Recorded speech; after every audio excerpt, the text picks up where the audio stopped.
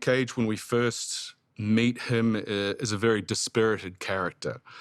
His career is in the tank. He's a former martial arts movie star who's fallen on hard times. And he's not in a great way at the beginning of our story. And then, by a set of circumstances, he encounters Sonya Blade and Raiden, who inform him that he has been drafted into the role of Defender of Earth in the Mortal Kombat Championship.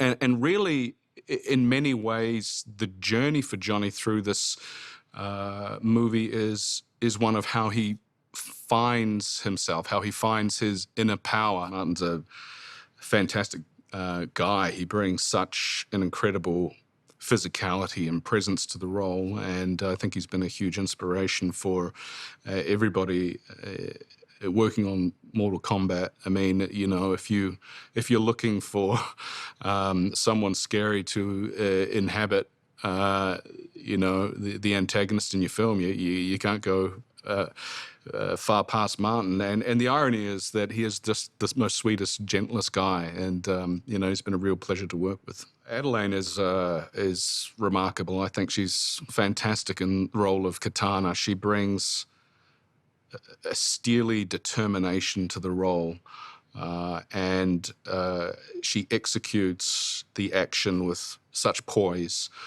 She's fantastic to work with, and I think that she's a huge talent, and really, in many ways, is the anchor for this film. I've had a great time working with Simon. He's a lovely guy and a really, truly collaborative director. You know, obviously we service the script, and because Jeremy's done such a phenomenal job, and we shoot what's on the page. But then you know, Simon also affords his actors the luxury of, you know, exploration. And I've just really enjoyed the process of collaborating with him. I think audiences can expect a fun ride.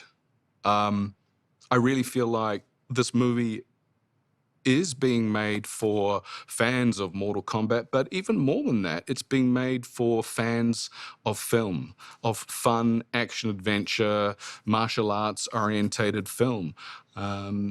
This film has great characters with heart, and it's a moving story and an exciting adventure, and I'm super excited for audiences to see it. In this movie, Hanzo's still there, but only in NetherRealm. Karl, Johnny Cage, when I first met him on set, he was in the costume and the makeup, and then I was like, audience, you know, oh, here's Johnny Cage, oh my gosh. Kitana is a warrior. She is the High Princess of Edenia.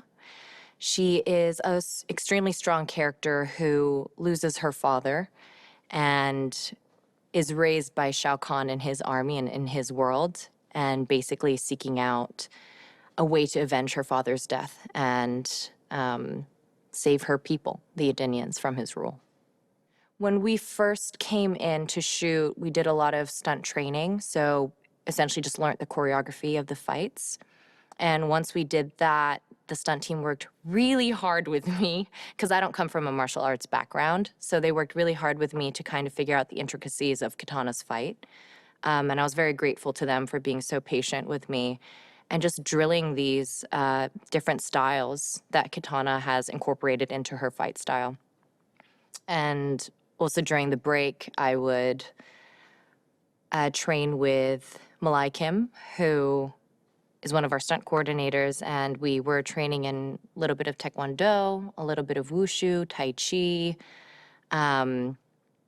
Yeah, and we tried to just drill a couple of those things, yeah, to bring her fighting style into life. I think the fans are almost my favorite part. They're really fun to play around with.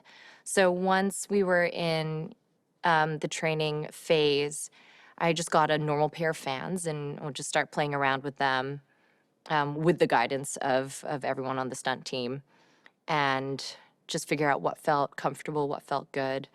I love my fans. I'm annoyingly obsessed with them, where on set I'll just keep flicking them open and closing them for no reason at all. So yeah, it was fun. When I first met Martyn, he's a huge man, like very tall, very big, and he can look very intimidating, but he is the nicest person on this planet, has this big burly laugh.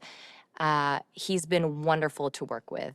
I mean, it's so funny seeing the contrast between him as Shao Kahn and him as Martyn, the actor. And this one, I'm still playing behind, but something different. If it makes sense, if it's make the character more stronger, he's always open to have a little bit of improvisations here and there. And then I think that's the key, because as an actor, you know, you could play what's written, but to put soul in the character, there's more to do. There's more to do in terms of how you're gonna play it. And Simon's always open with that. And his vision's very clear. He's very technical. And then creative-wise, he's very open to the actors to share what they have in mind. And my journey with Simon so far has been so great. And I'm so grateful. Each individual characters, if you watch the fights, they'll have their own styles, very specific, that they practice. So for example, Liu Kang, he practices a combination of traditional Chinese Kung Fu. It'd be like Wing Chun or Chow Lai Fat or Hung Gar, and all those are combined with his mythical powers, his fire powers, and that really helps me, like informs me of where his passion comes from. I think a lot of fans will see a new side of Johnny Cage. You know, Johnny Cage still has his essence. You'll definitely recognize that he's Johnny Cage, but at this stage, he's a more vulnerable character. He has to find his way into becoming a champion that can represent Earth Realm properly. So he's actually very likable. Our director, Simon, he loves physical things. He loves palpable things, things that you can touch, because he believes that if we feel it, the audience will feel it too. In the sequel, audience can expect more of everything. I think we have at least twice as many fights as the first one, twice as many fatalities, twice as many characters. The plot twists and turns and everything, the world is more than twice as big. We traveled to the Nether Realm, Outworld, Edenia, Earth Realm, so it incorporates a lot. Everything's just bigger and deeper. This cast is really immortal family, right? Like we are a family. We have so much fun on set. We're constantly joking. We love each other. You know, we've broken bread together so many times. We hang out at the beach. We go to the zoos together. You know, we've been in several cities in Australia together for years now. It's truly a family in every sense of the word. Simon's amazing. He's a visionary. Such a laid-back guy, and just the right person to bring this world to life. He's a fan of the game. He's a fan of the characters. He's a fan of the universe, which is why I feel like he's able to build it so realistically. What audiences can expect this time around is a lot more fighting, right? It's a fight game, and this is a fight movie. Karl's perfect for it. And it's just, we're just having a blast to have that, not only Karl bringing him to life, but to have Johnny Cage's persona and personality, you know, in the group. It completes it, frankly. I played the games growing up, and it was like, you know, Mortal Kombat or Street Fighter. I was a Mortal Kombat kid. And yes, it's brutal. It's extremely brutal. And I think that our film serves well to serve that brutality this time around. But yeah, it means childhood to me. So it's really awesome to be able to be in this world and play it out for real. Because Jade was always the character that I'd play as well. Jade is quite the force to be reckoned with. She is Shao Kahn's assassin and Kitana's bodyguard. Kitana and Jade ended up growing up like sisters. And Kitana, I think, was the only real family that Jade has. Like, I think that Shao Kahn is somewhat of a father figure to her. But as far as what real love is, I think the only person that she's ever felt that and received that from is Kitana. So throughout this story, it's their friendship is sort of tested as Kitana is trying to, you know, overthrow Shao Kahn and take back Adinia. They can expect way more brutality. Way more fatalities. More characters that I think that they would have wanted to see in the first time around. A lot of the favorite characters from Mortal Kombat. Blood, it's guts, it's violent, it's fun, it's a very diverse, eclectic bunch of people kicking each other's asses. Sonya Blade now has her power, her rings. I officially joined the fight this round, this tournament, and I kicked some bum as per usual. But as per the last film, I was kind of just fighting with my knives. I was a mere civilian, a normie, if you will. And so, yeah, I get to really jump in this time and partake in the tournament.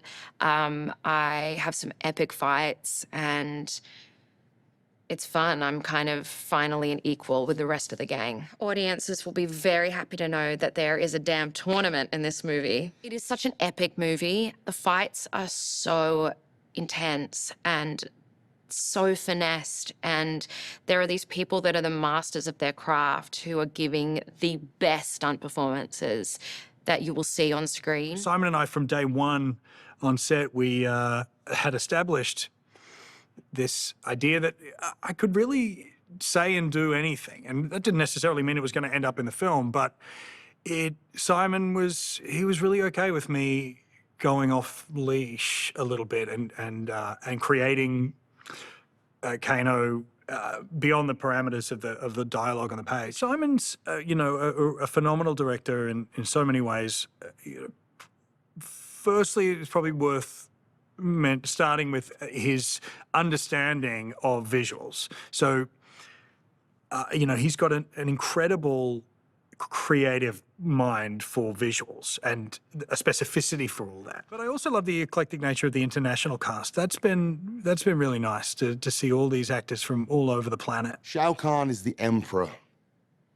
He is the kingpin. He's evil. He is deceptive. He is somewhat of a genius.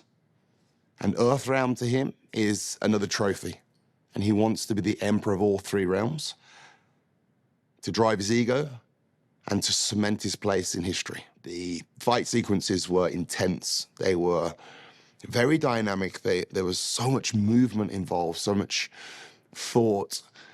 And the stunt team really paid so much attention to not only my physical abilities, but also the characters' physical attributes. What's great for me is that this will be a film, in my opinion, that you don't have to be an obsessive fight fan to enjoy the film, which opens up the audience to so many people. But that's not saying that you've lost the original fan base and the original storyline and the original attraction to the film. It's just that so much extra has been added to that. Martyn is lovely. I mean, on first glance, he's very intimidating, you know? I'm not used to looking up at people, and looking up at this guy, and he's massive, and but he's got a really great heart. He works so hard. You know, he's got a lot of prosthetics and makeup to do, and he's always up in the gym at like 2 in the morning. His call time is at 4. He's in makeup till 6. I mean, and the guy is just awesome. He's so nice, so hardworking, and never complains, and yeah, he's a lovely character, although he looks very, very menacing in real life and in his costume. Tati is just a force. She's just a powerful force. She walks into a room and lights it up, and again, she's similar to Adeline in the way where she was training at the martial art gym that I train at here.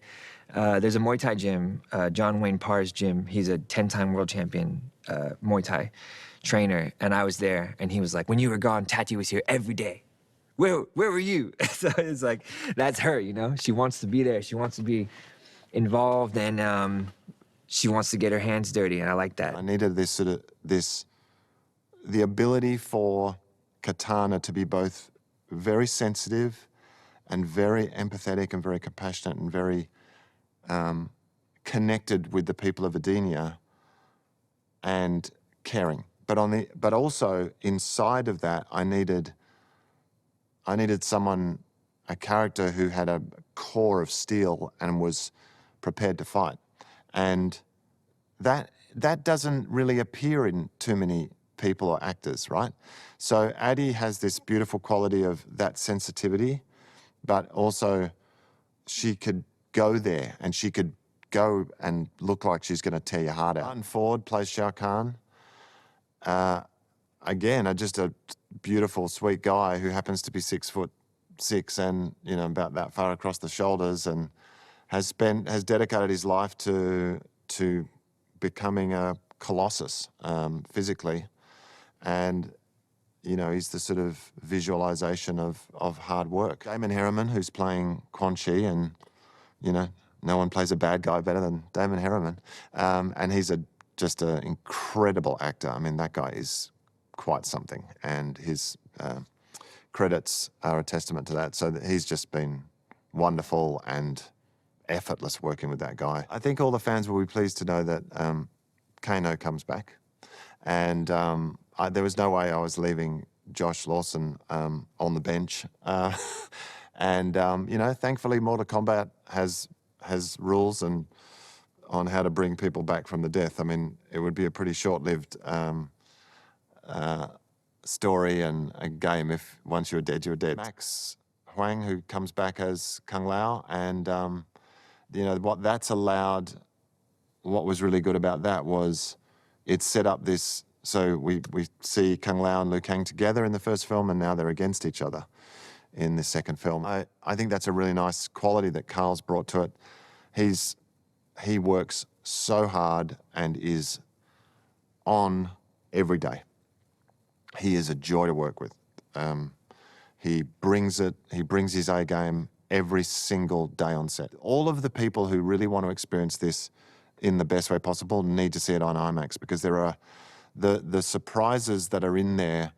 Only if you go to the IMAX would you see those things, because I'm using the full screen in IMAX to reveal things top and bottom that no one will see in a normal theatrical experience. The thing that's so special about Mortal Kombat is there's so many characters to choose from, and there's so much canon and there's so much lore.